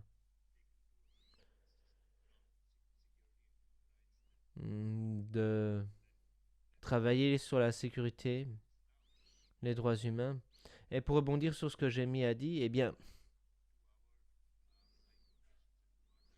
justement, c'est lorsqu'on identifie des choses que alors on peut aller à la rencontre des managers et dire, eh bien voilà, il faut mettre à jour telle ou telle chose, telle ou telle pratique ou améliorer ce qui se fait à tel ou tel endroit.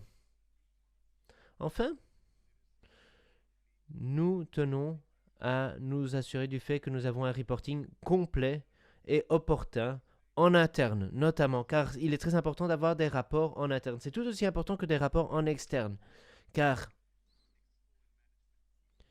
c'est la gestion en interne qui, en fin de compte, permet d'aborder ces sujets, de pointer du doigt des solutions, d'effectuer des analyses, de coucher sur papier des réflexions, et ce sont ces interactions en interne qui permettent de corriger nos actions. Alors vous savez, tout cela peut sembler être assez facile, et je dirais que donc le défi est surtout lié au flux d'informations. Et lorsqu'on a un flux d'informations qui fonctionne bien, lorsqu'on s'assure du fait que les gens comprennent que le but n'est pas de pointer du doigt, mais d'améliorer les bonnes pratiques, alors on peut réellement aller de l'avant et faire évoluer les choses. Maintenant, pour vous donner des exemples, eh bien, je voudrais vous donner un exemple pour vous expliquer comment les choses se déroulent sur le terrain. Jamie a parlé de la RSE et de la reddition des comptes, du rôle des entreprises et des communautés, etc.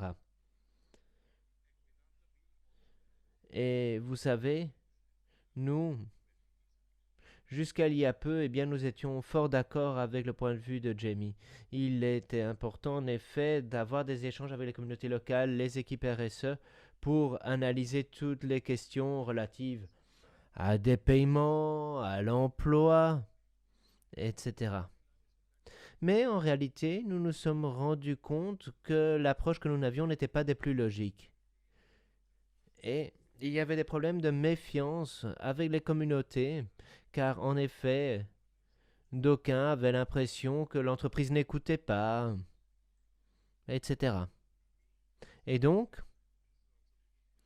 nous avons décidé, notamment grâce au soutien d'experts tels que vous, que nous aurions des équipes. Des équipes pour que dès que des sujets émergents des communautés apparaissent, eh bien, il y ait la possibilité de travailler avec des mécanismes de plainte et qu'il y ait des bons canaux de communication. Par ailleurs, nous avons décidé d'avoir les bons acteurs au bon endroit. Je m'explique. Des bons acteurs au bon niveau hiérarchique dans l'entreprise pour que, en cas de pépin, l'on puisse prendre la balle au bond et pour que, en cas de problème systémique, eh bien, celui-ci puisse être abordé le plus rapidement possible. Et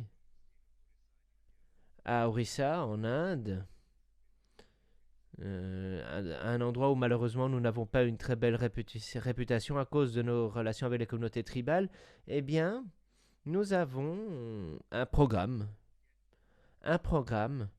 pour que l'équipe de gestion en interne comprenne comment tout fonctionne, pour aider également les gens à comprendre comment, avec une bonne approche, on peut améliorer les opérations sur le site, comment on peut améliorer la confiance et comment tout cela peut créer également un cercle vertueux, notamment dans la collaboration avec le public.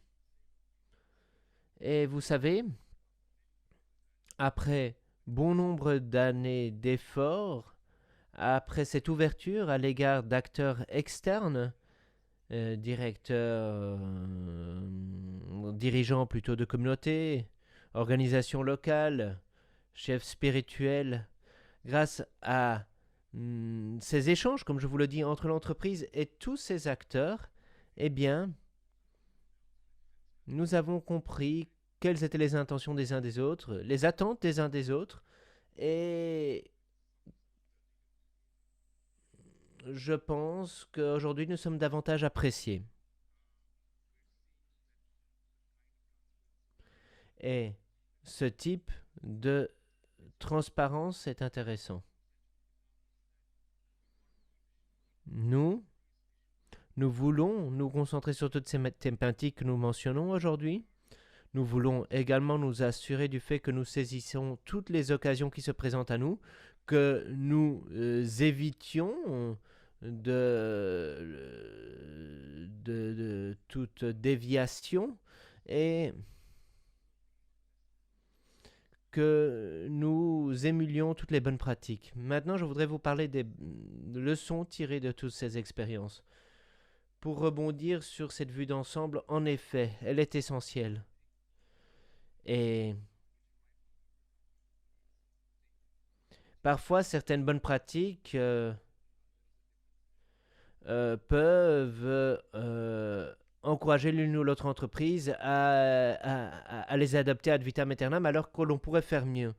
Et donc, c'est pourquoi parfois il faut faire preuve de créativité. Il faut pouvoir également prendre un peu de recul et avoir des échanges. Et vous savez, de mon expérience, eh bien, il est important de réfléchir au programme, de définir leurs conséquences et puis être prêt. Être prêt. La préparation est essentielle et il faut travailler avec les différents acteurs car voilà, faire évoluer les pratiques etc. Cela ne se fait pas du jour au lendemain.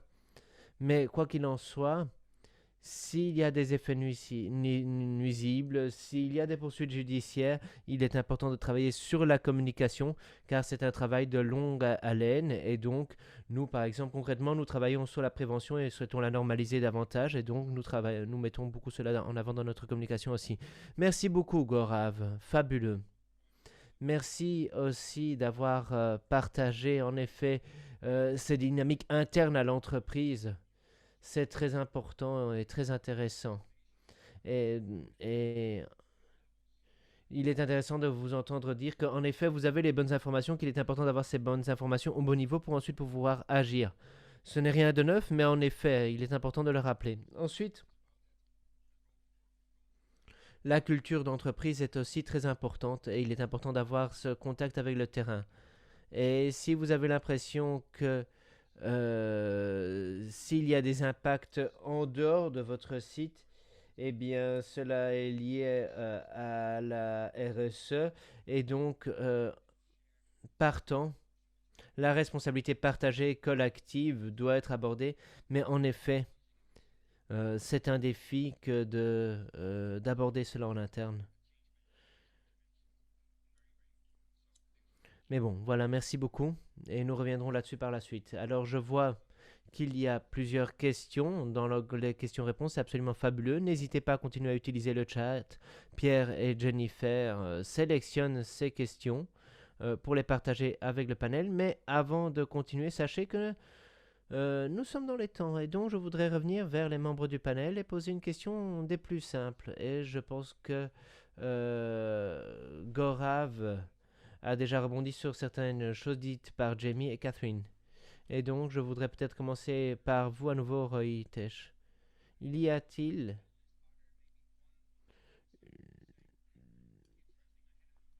l'une ou l'autre chose que vous avez entendue ici, à laquelle vous n'aviez pas encore réfléchi?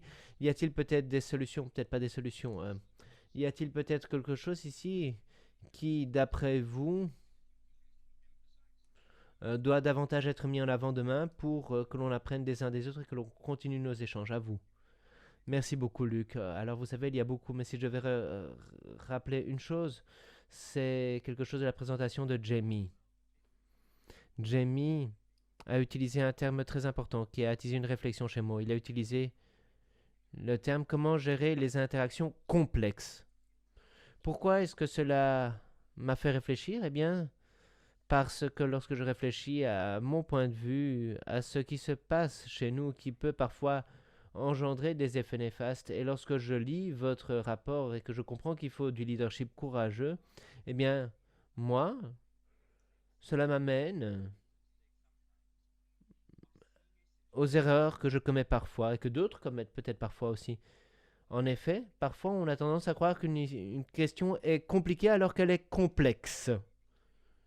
Alors pour certains orateurs, on joue peut-être avec les mots là, mais voilà, une situation compliquée, c'est une situation où il y a un ensemble de résultats possibles et où il faut travailler d'arrache-pied pour arriver à une réponse.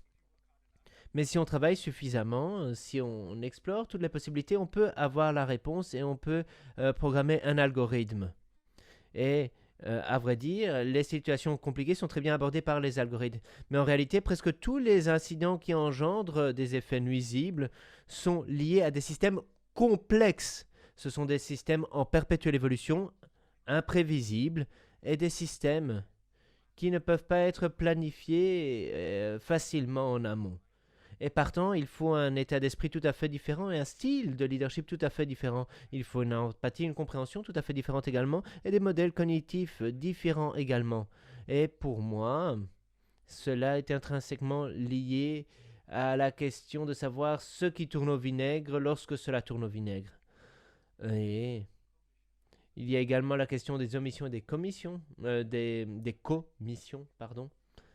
Et Luc, de mon expérience,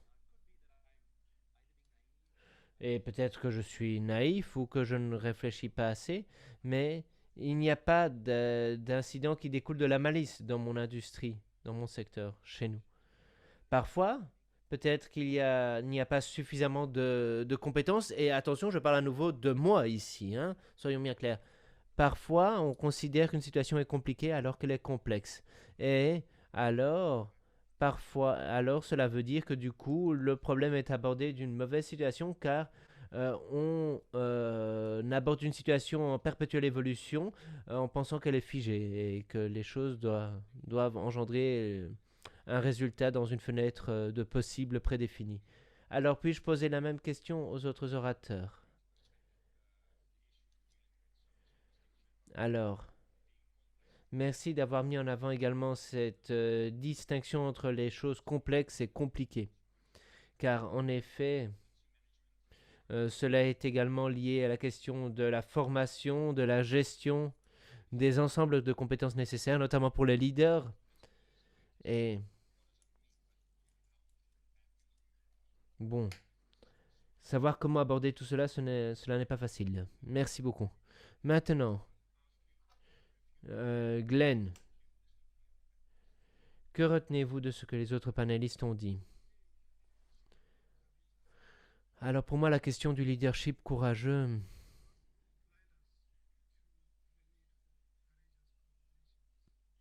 ne doit pas nous faire oublier le fait qu'il faut avoir des échanges courageux également. Vous savez, la santé et la sécurité, c'est une chose.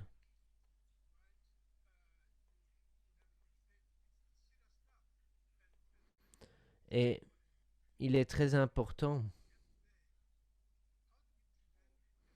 de voir comment on peut prévenir et atténuer les risques. Mais ensuite, il y a également la question de la compensation. Et c'est pourquoi, dans certains espaces, on voit en effet les possibilités juridiques, les poursuites judiciaires, ou encore les possibilités offertes par la scène internationale. Mais tout ça est très onéreux pour nous. Opter pour ces solutions, c'est très onéreux. Et donc, si on n'a pas d'échange courageux avec des experts qui abordent cela au jour le jour, pardon, qui abordent cela au jour le jour, euh, cela va être très difficile. Et donc, je pense qu'il faut davantage de confiance et créer cette confiance ensemble. C'est essentiel pour nous.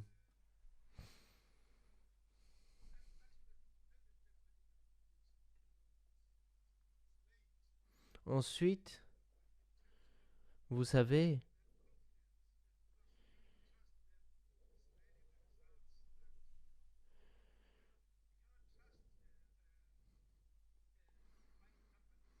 on ne peut pas faire confiance aux entreprises du minier, surtout si en plus elles ont des actions qui sont en porte-à-faux avec leur communication publique.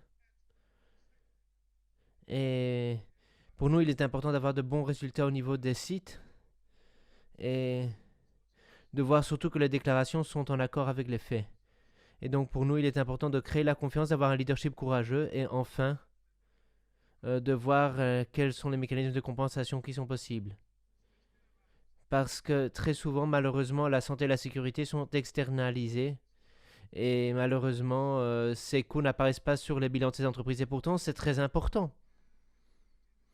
Et il est important d'entreprendre les premières démarches possibles avec l'ICMM, avec différents acteurs,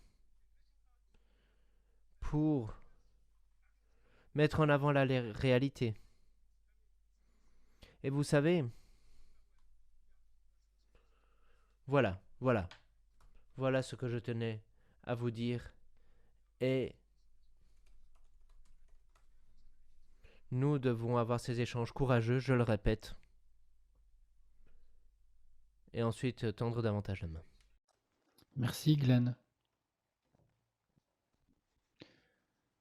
Je crois que vous nous lancez une invitation et elle est tout à fait opportune. Voilà pourquoi nous devons mener ces discussions. Il faut échanger les uns avec les autres. Vous avez également évoqué l'importance du dialogue co-législatif. C'est très important. Ce que j'en retire, c'est que nous devons mettre en place les possibilités de nouer ce dialogue courageux. Tout cela ne dépend pas toujours d'un rôle moteur, d'un leadership, car si le leadership fait défaut, les impacts sont toujours là. Donc j'espère qu'avec des conversations comme celle-ci, et j'espère que le rapport sera un incitant pour nouer la discussion. Et donc s'il y a également un grand rôle de leadership, tant mieux, mais il ne faut pas attendre après ça pour avoir ce dialogue, pour le nouer. Catherine, voulez-vous rebondir sur l'un des éléments qui vous a le plus intéressé? Oui, tout à fait. Eh bien, il y avait énormément de choses qui m'ont très intéressé. Nous avons maintenant un rapport. Ce rapport indique qu'il existe des effets actuels qui ne disparaissent pas. Même si ce titre a suscité certaines réactions, cela fait 20 ans que l'on parle des effets nocifs et il est important d'évoquer cette situation, de dire qu'il y a toujours des problèmes et de trouver des solutions. Ce qui était important, c'était de reconnaître qu'il y a des dommages. Ensuite,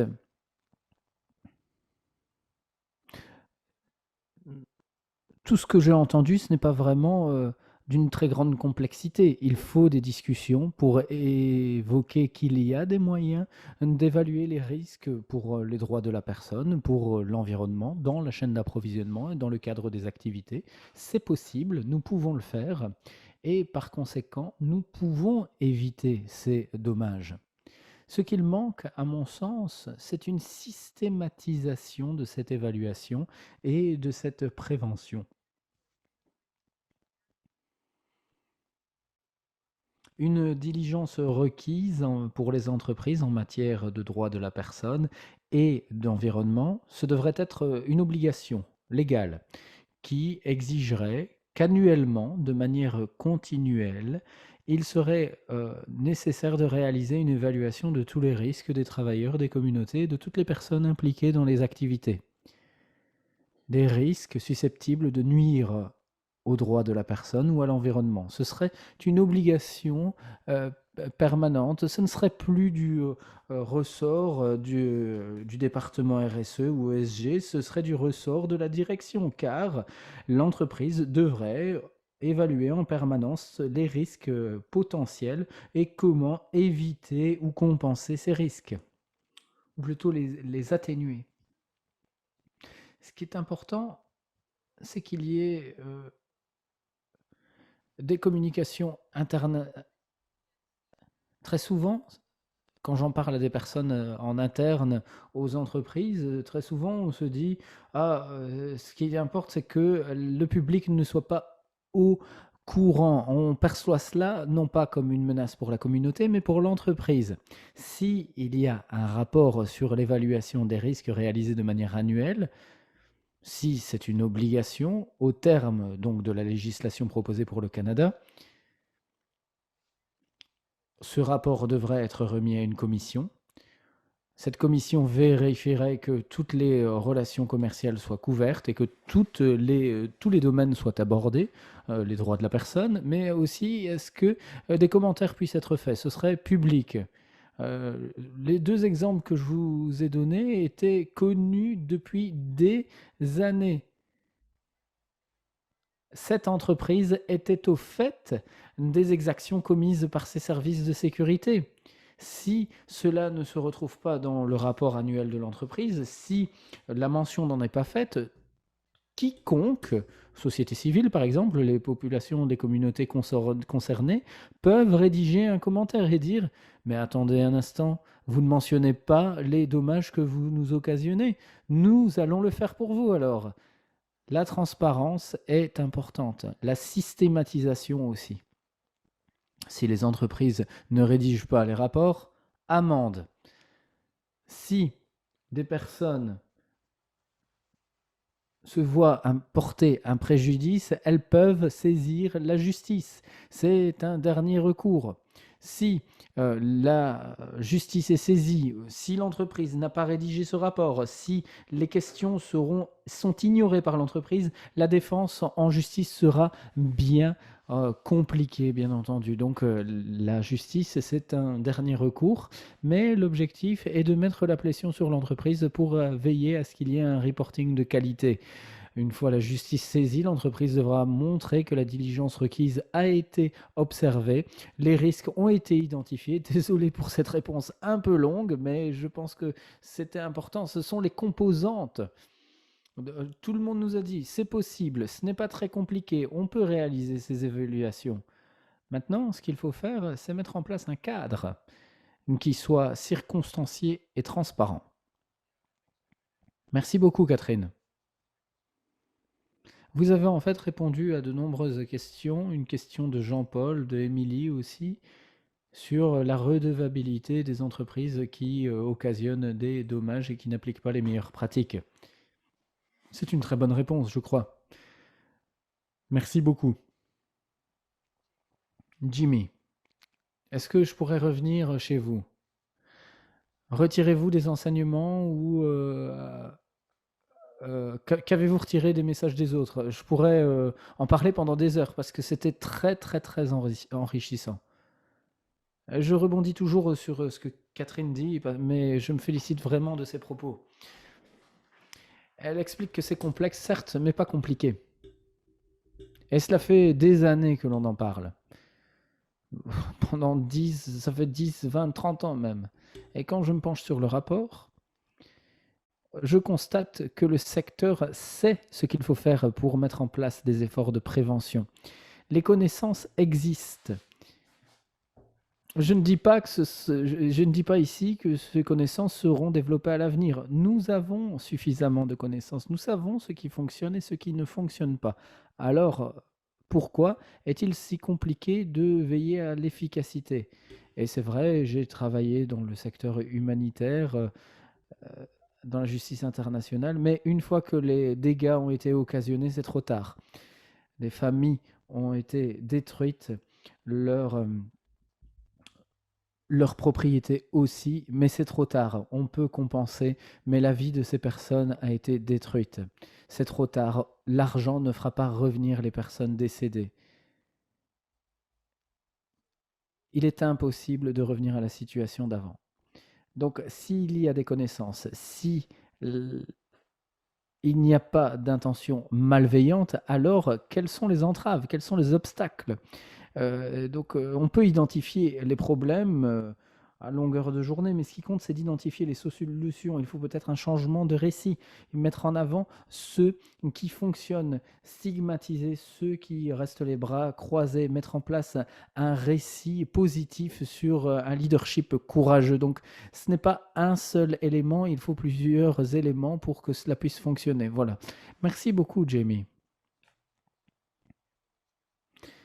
C'est un appel, si j'extrapole, un appel à continuer la communication, le dialogue, des débats qui ont été commencés il y a plus de 20 ans. Espérons que cela insuffle un nouveau dynamisme.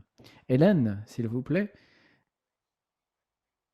On va demander d'abord Guraf de nous donner ses impressions et puis encore quelques questions-réponses et puis je reviendrai vers vous. Ça va? Oui, très bien. Alors, Guraf. Vous avez déjà mentionné plusieurs éléments que vous avez retirés des messages des autres intervenants. Avez-vous encore certains messages à mettre en avant? Oui. Alors, ce qui a été évoqué, ce sont des systèmes complexes. Et c'est tout à fait ça. Je peux me faire l'écho de ce qui a été dit. Et parfois, on dit n'en parlons pas.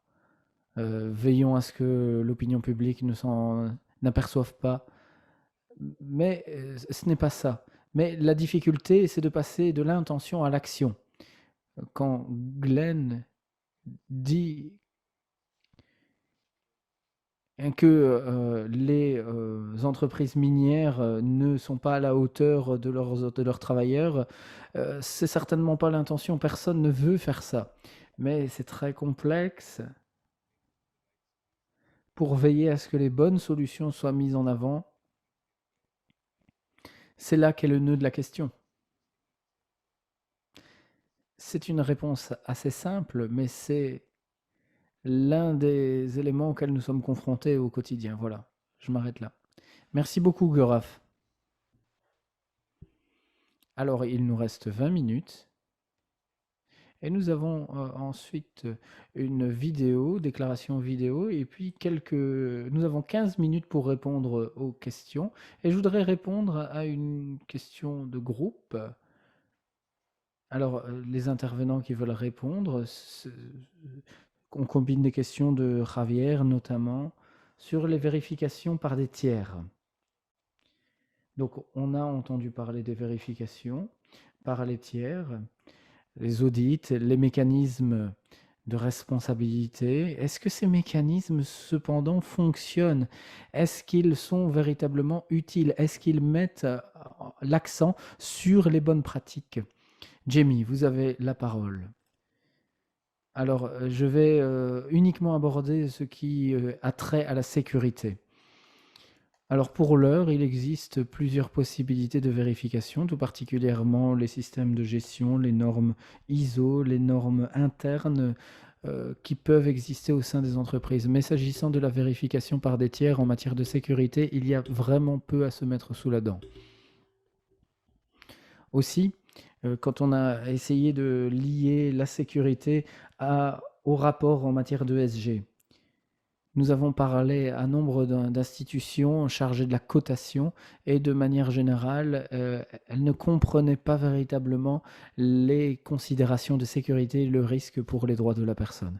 Alors, je dirais qu'au départ, ce qu'il faut faire, c'est un changement de récit. Il faut que les clients soient autour de la table. Il faut mettre en place la vérification et il ne faut pas avoir peur de discuter de la sécurité.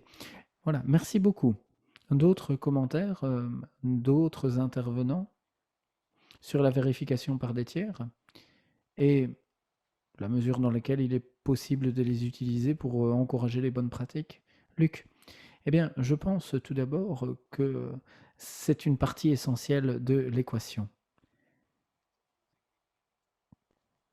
Tout cela dépend de l'utilisation aussi des constatations d'un tiers.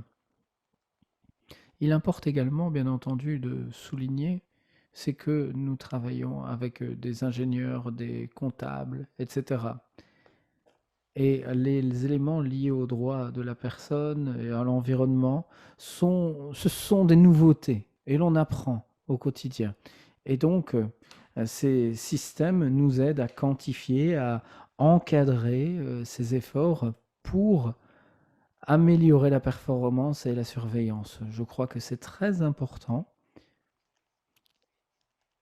Les résultats ne sont pas toujours aussi rapides que ceux qu'escomptent les acteurs externes, mais pour autant, c'est une partie essentielle de l'équation. Merci beaucoup, Gaurav. Glenn, vous avez la parole. Oui, je suis tout à fait d'accord. Il existe des normes indépendantes de tiers. Et à notre sens, qu'est-ce qui pourrait améliorer la performance? Tout particulièrement des améliorations incrémentielles, si je puis dire.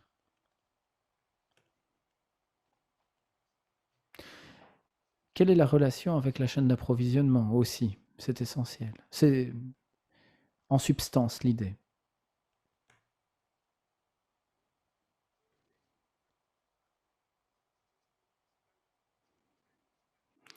C'est pas juste une question de normes, c'est une question de type de normes. C'est une approche qui pourrait nous être utile. Quel est le type de norme? Est-ce que c'est une norme soutenue par le secteur? Est-ce que c'est propice à la crédibilité? Etc. etc. C'est une question de transparence, de confiance, de crédibilité. C'est important pour les résultats. Et pour nous, je crois, c'est une partie importante de la réponse, de la réaction. Merci beaucoup. Merci à vous, Glenn. Il y a une question pour Ro et une autre pour Catherine. Question de Wagner pour Ro. Si le risque n'est pas dommage, qu'est-ce que le risque? Et l'autre pour Catherine de Janet. Peut-on parler de zéro dommage, dégâts quand on parle d'exploitation minière? Qu'est-ce qui est acceptable en manière d'exploitation minière? Ro. Oui, eh bien pour moi, le risque, c'est le potentiel de créer des dommages. Et le risque dépend de la situation. Et l'extraction minière implique des risques considérables compte tenu de la nature de l'activité pour les communautés environnantes. Les opérateurs et les acteurs doivent veiller à ce que le risque ne débouche pas sur un dégât. Et l'approche peut provenir de divers angles. Angle technocratique, une gestion du contrôle des risques, mettre en place les bonnes mesures pour que le risque ne débouche pas sur des dommages. C'est également une approche leadership. Que faut-il faire pour gérer le risque à tous les niveaux, sous toutes ses formes? Et comme Gourav le disait, il y a des risques qui peuvent déboucher sur des métastases compte tenu de la situation. Il faut réagir aux risques quand ils évoluent. Il est également possible de combattre les risques, les aborder plutôt sur, sur la base de l'expérience accumulée lors de précédents incidents. Et donc, ce que je voudrais dire ici, c'est que si nous cherchons à réduire les risques à zéro, je crois qu'on y parviendra. L'objectif de ce rapport n'est pas de réduire les risques à zéro, c'est parce que le rapport reconnaît que tant qu'il y aura de l'exploitation minière, il y aura des risques, et que tant que notre société se comportera de la sorte, il y aura de l'exploitation minière. Mais l'objectif est de réduire à zéro les dégâts. Deux voies différentes. Si on veut zéro risque, il n'y a pas possibilité de procéder à de l'exploitation minière. Deuxième voie, c'est réduire à zéro les dommages pour continuer à exploiter la mine et continuer l'exploitation minière tout en réduisant à zéro les dommages. Oui, oui, oui, merci Ro, merci pour cette distinction. Catherine. Je pense que la question était: est-il possible de réaliser une exploitation minière sans risque? Hem, Rawls a dit: «Il est impossible de réaliser une exploitation minière sans risque, mais sans dommage, oui, il est possible de réaliser le zéro dommage». J'adore cette approche. Réduisons les dommages à zéro, à néant. Et à mon sens, la question n'est pas faut-il le faire? C'est une évidence, nous sommes tous d'accord, je crois, il le faut.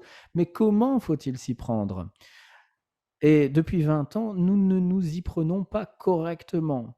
Des améliorations ont peut-être été enregistrées de manière temporaire, ça et là, comme cela a été mentionné tout d'abord. Une entreprise, la même entreprise peut faire de bonnes choses et dans le même temps faire quelque chose de complètement erroné à côté et à côté de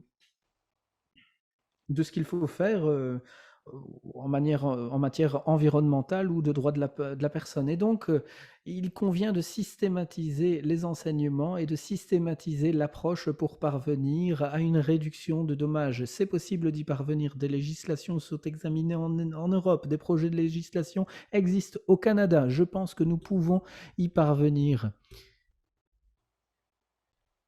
L'industrie ne peut pas se contenter de dire nous nous en soucions, nous voulons améliorer la situation et puis repousser toutes les solutions qui sont envisagées. Donc nous devons travailler de manière honnête ensemble. Oui, c'est superbe. Superbe ce que vous dites. Je vois qu'il y a énormément de points communs et qu'il y a diverses possibilités pour parvenir à cette réduction des dommages. Alors, dernière question. En fait, il y a énormément de questions qui sont arrivées. Que faire, par exemple, dans des entreprises plus petites? Qu'est-ce qu'elles peuvent faire?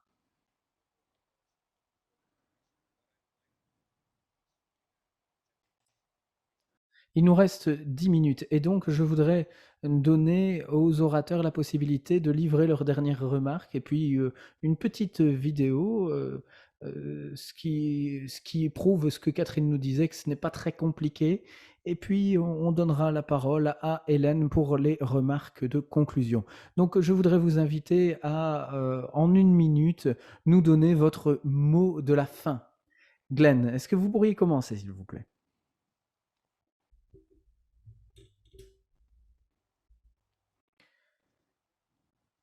Alors, il faut continuer à travailler. Nous connaissons les problèmes. Nous devons travailler ensemble pour trouver des solutions.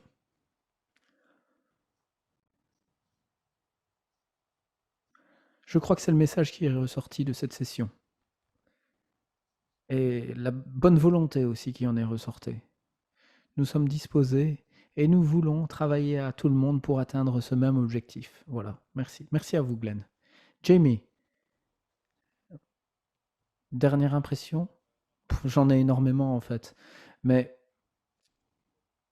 je voudrais évoquer tout particulièrement les communautés locales. On a parlé des responsabilités des entreprises, de la protection du personnel et de l'environnement, etc. Mais à l'avenir, nous devons veiller, bien entendu, à ce que les communautés locales, de manière indépendante ou représentées par des OSC, soient autour de la table, puissent se faire entendre. C'est important pour le changement. Merci beaucoup, Jamie. C'est crucial, vous avez tout à fait raison. Et cela rebondit également sur cette question qui a été évoquée par plusieurs personnes dans l'onglet questions-réponses. Ces personnes évoquaient l'absence d'un dialogue franc entre les entreprises et les communautés locales. Je crois que la RMF a réalisé des discussions de qualité en la matière. Et c'est une question véritablement qu'il convient de traiter.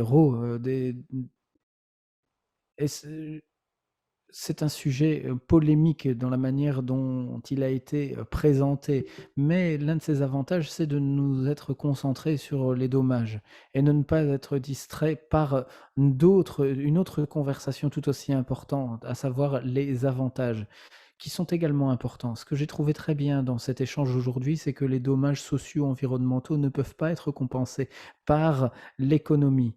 Il ne faut pas confondre les 2. Il faut réduire à zéro les dommages socio-environnementaux et dans un autre atelier, on pourrait parler de la performance économique de ces entreprises, mais ce sont 2 choses complètement différentes qu'il convient de distinguer.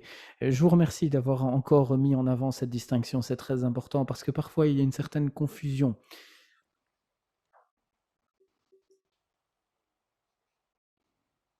Les dommages, on ne peut pas les compenser, donc il faut les éviter. Donc merci beaucoup de l'avoir réitéré. Catherine, mot de la fin pour vous.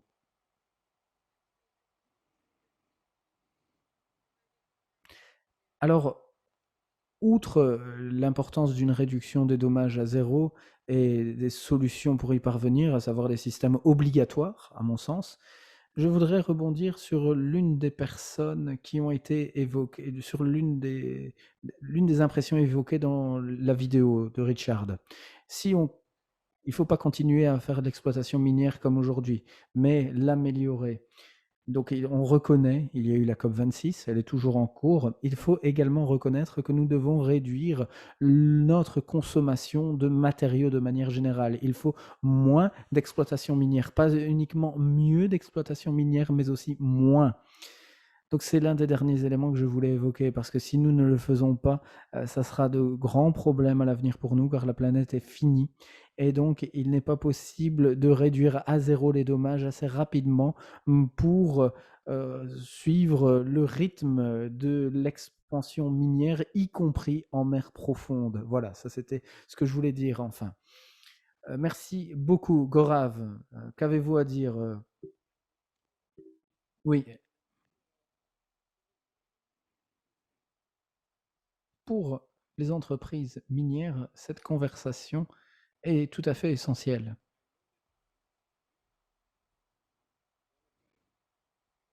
Et nous voulons réduire les dommages à zéro, c'est une évidence. Et comme je l'ai dit tout d'abord, le problème, parfois, là où le bas blesse, c'est la mise en place. Et nous pouvons améliorer aussi la systématisation, la communication aussi entre les différentes hiérarchies et les directions. Comment améliorer tout ça? Je pense que ces discussions doivent être réalisées de manière plus régulière pour apprendre les uns des autres, secteurs à but lucratif ou non lucratif. Je crois que ces conversations sont très importantes. Veiller à ce que d'autres membres de direction participent à ces plateformes, je pense que ce sera très important. Merci beaucoup, Gorav. Je crois que c'est un très beau commentaire. Il nous reste 5 minutes. À présent, ce que je veux faire, ça revient sur ce que Jamie nous a dit, et Catherine aussi, sur la complexité. Nous avons une déclaration de Bruce Harvey, vous le connaissez probablement, très grand respect pour lui, c'est un praticien, CEO de Mining Executive pendant des années. Il travaille maintenant en Nouvelle-Zélande comme professeur à l'université du Queensland. Pierre, s'il vous plaît, est-ce que vous pourriez partager les mots empreints de sagesse de Bruce? Bonjour, je m'appelle Bruce Harvey. Je travaille dans le secteur de la mine depuis 40 ans au départ comme géologue. J'ai été spécialiste de la performance sociale depuis 25 ans, peut-être encore plus que cela. Alors, ce que je voudrais dire aujourd'hui, c'est que l'exploitation minière ne doit pas déboucher sur des dommages. Si elle est bien gérée, les projets d'exploitation minière et les activités peuvent déboucher sur des avantages considérables. 3 étapes. La première, développer une bonne base de connaissances permettant d'adopter des décisions éclairées. Deuxièmement, établir des partenariats avec les groupes de la communauté touchée, avec les bonnes personnes du gouvernement et avec les spécialistes compétents en vue de mettre en place et d'exécuter les activités qui suivent, à savoir pour traiter les questions sociales et environnementales. Troisième étape, mettre en place des activités pour réduire les dommages et maximiser les avantages pour les personnes. Ce n'est pas compliqué, c'est de la compétence, c'est de la diligence. Voilà, c'était Bruce, n'est-ce pas? Bruce dans son franc-parler habituel, ce n'est pas si compliqué. Voilà, sur ce, je voudrais donner la parole à Hélène qui a été très patiente, qui a écouté tout le monde attentivement. Hélène, je voudrais vous demander, ce que vous pensez pour conclure ce webinaire et quels sont les principaux messages que vous avez retirés? Eh bien, merci à toutes et à tous, c'était très intéressant et je me félicite aussi des conversations, d'ouverture. Heu Se voir les uns les autres, c'était très utile par écran. Alors, imaginez quand on pourra encore se rassembler en personne, ce sera encore mieux. Alors, ce que j'ai retiré, c'est que nous devons penser au secteur dans son ensemble. Nous sommes parvenus à avoir des personnes influentes ici aujourd'hui à nos côtés, mais le problème est un problème qui touche tout le secteur et il faut énormément apprendre, partager des informations. Nous avons reçu énormément de sollicitudes des 4 coins du monde représentés ici aujourd'hui pour transcender ce qui peut se faire. Il faut mettre en commun les efforts, mettre en place des équipes d'apprentissage pour surmonter les frontières qui existent, où qu'elles soient. Enfin, nous n'avons peut-être pas... on a beaucoup évoqué les entreprises, c'est vrai, mais on n'a pas beaucoup parlé des gouvernements. Outre la législation, je crois que les grandes entreprises ont un pouvoir de lobbying immense. Et dans certains des pays, elles peuvent utiliser leur pouvoir pour travailler avec les gouvernements pour améliorer la situation pour tous les acteurs. Glenn a parlé des conventions de l'OIT. Donc, ce pouvoir de lobby existe et il faut l'utiliser en externe. Alors, référence à ce que Catherine a dit,